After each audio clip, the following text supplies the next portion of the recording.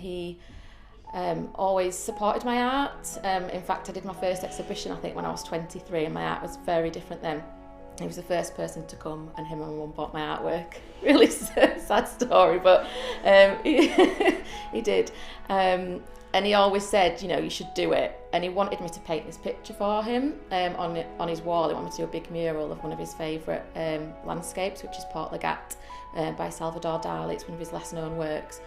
And so, on reflection, since my father passed away, sadly, I never did it for him. I always put it off. It's one of those things that you kind of say, yeah, I'm going to come and do it, or I'll do it next week. I'll do it.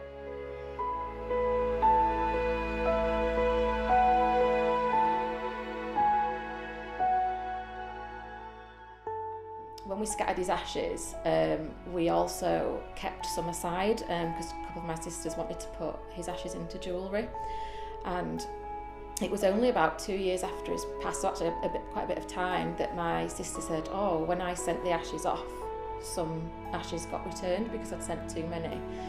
And at that point I was thinking, oh, what could I do with those ashes? And just had the thought, can I put them into a piece of art for my dad? I obviously referred back to Salvador Dali's, one of his anyway, he has done a few different ones, landscape of Port Legat. And what I have done is follow the mountain landscape as though he was there and he was wandering on this journey, and that's kind of represented in the gold line behind me. As this landscape kind of carried on, I just thought that would actually be a really nice way to embed the ashes into that line, as though it's like a life of his journey and ongoing.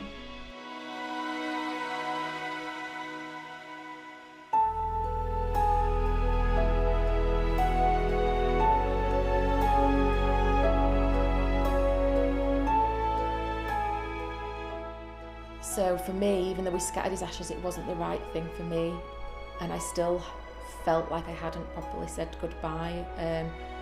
And equally, it's losses that person never been there again. I guess it's my way of managing the grief to bring him back to life, to have him there.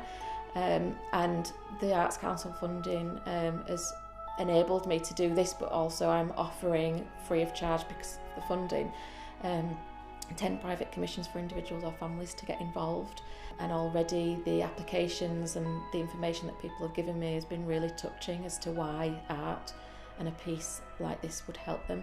And I think that if I can touch on that with the individuals who've lost a loved one, to create something that, where as soon as they look at that piece it reminds them of that person, then yeah, it'll be quite special.